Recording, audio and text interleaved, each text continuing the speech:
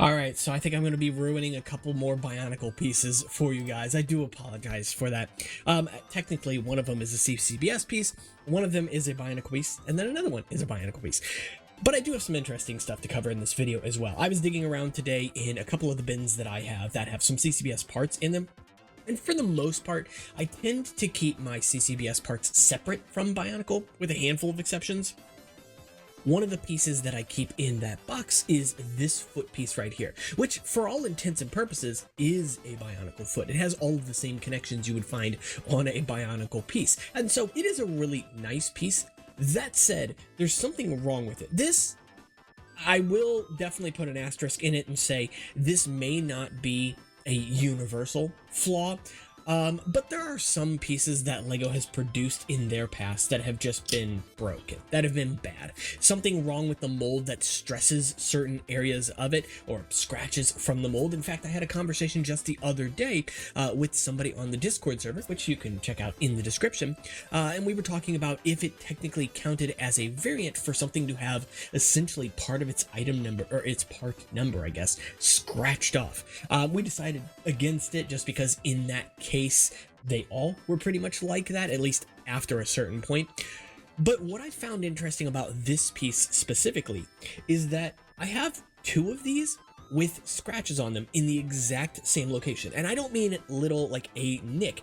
I mean the entire front edge of this is like someone dragged a flathead screwdriver across. It's really weird. And it's even more weird because they're both in the exact same place. It's kind of hard to see it. I think it kind of shows up there, but it's all the way across this surface here, which I'm trying to catch in the light so you can see the detail on it a bit better. It goes all the way across that face. It's not just the edge, but you can definitely see the edge best. And what's odd is that these are both the exact same, not just item number, because they're the same piece, but the same mold slot as well, 2-01. However, I have some of these feet from this exact same mold position that do not have the scratches. So I don't know what would have caused it, because they're nearly identical scratches in where they're at, but they're obviously not every single one of them is affected. In fact, I would say probably most aren't. So I can't speak to the history of that piece and say, oh yeah, they're all like this, or 50% or 30%, whatever the case, right? It's kind of like, in a way, the Makuta mask having 6 or 5 or 4 holes. Maybe the mold was damaged at some point, or I just happened to get 2 that were damaged in the exact same way, or near exact again.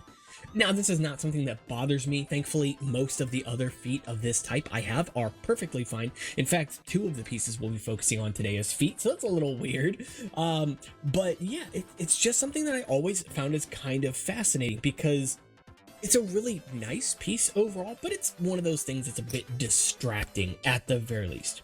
However, because I can't guarantee that you have this piece, because I can't guarantee that this is a flaw with the piece itself and not just the one that I have, I do have one piece you may already own that is also broken.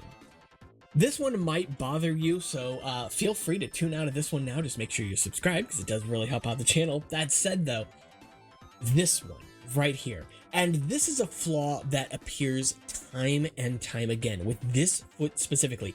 Any color, doesn't matter if it's a dual molded or if it is a solid color, with very few exceptions, all of these that I own have a crack right here.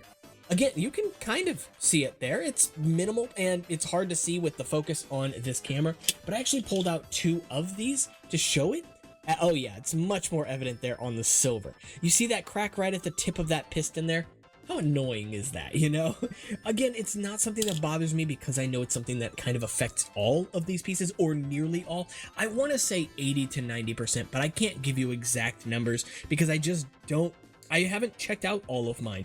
For what it's worth here, I have Vastus in hand, and both of his are cracked as well.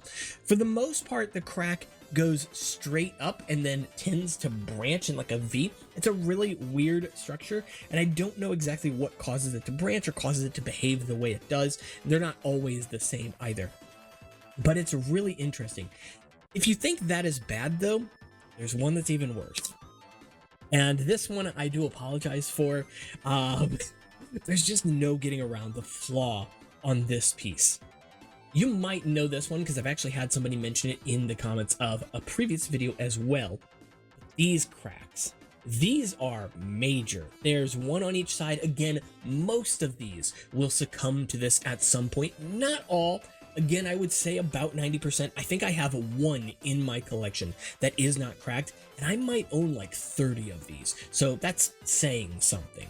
It's really unfortunate to see, of course, but again, being that they appear in nearly the same spots each time, and it's sort of like it's a bug for sure. It's not intended to be there, but because it's on both sides, I can see it as a battle scar, a feature, if nothing else. And I'm somebody who likes purist pieces for the most part.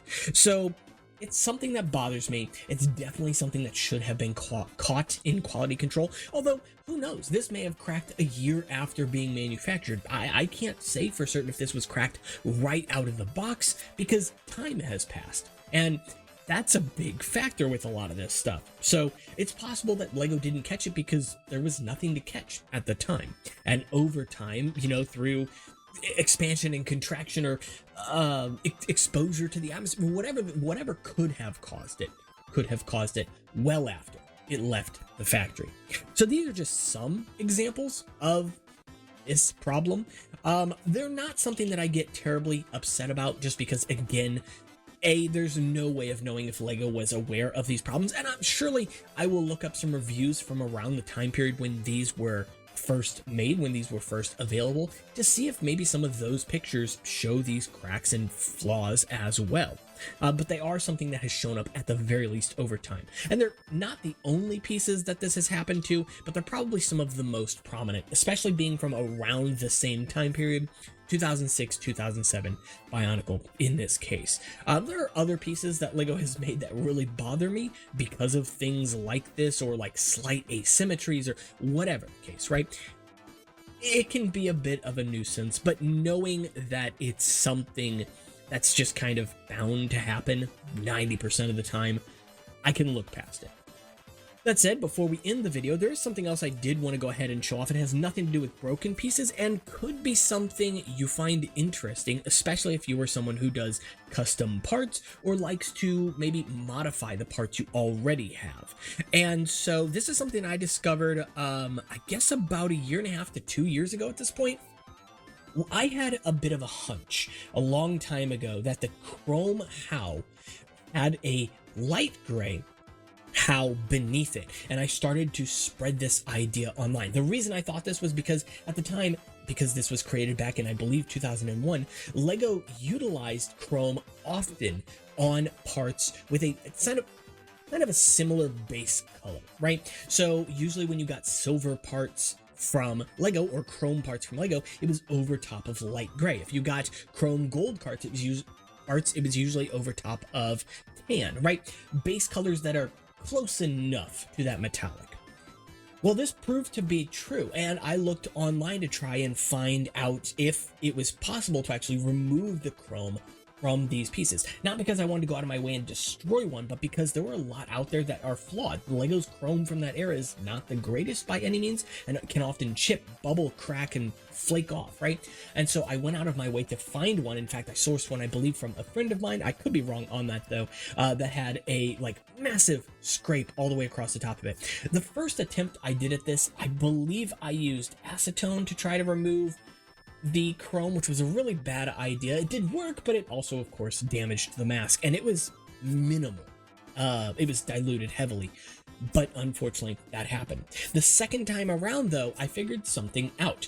While looking online, I found out about a chemical, a brand of degreaser, apparently called Super Clean, and another competitor chemical called Purple Power, right? These are relatively, I don't want to say safe to handle because I don't know, I don't have them on hand right now, but for what it's worth with my exposure, they're not terribly hazardous, thankfully. However, they're really good at removing metallic colors, things. They dissolve metals pretty well. That doesn't necessarily mean that it works for all metals, but at the very least, chrome, it works really well for. And so I was actually able to utilize this to remove the chrome from a HOW, and then the lacquer beneath it was removed with isopropyl alcohol. It was kind of a tedious, a bit of a time-consuming little experiment, I guess, but it was fun and it did end up working. I don't have it on my person anymore, but I do have pictures of it, which you can again find on the Discord. However, I did some experiments with other pieces that Lego had made, not chrome plated, but rather metallic pieces. I actually own a handful of these pieces specifically because I try to pick them up whenever I can find them because of that sand blue shell, right? And this, as you can see, has a metallic print on it. So out of curiosity, I went ahead and tried the same material, the same chemical on this piece, and it removes the metallic while leaving the rest of the printing intact. That's really fascinating to me. That's not to say you can't remove the rest of the print. You absolutely can. There are about 1 billion different ways to remove printing from Legos. That's a whole different topic.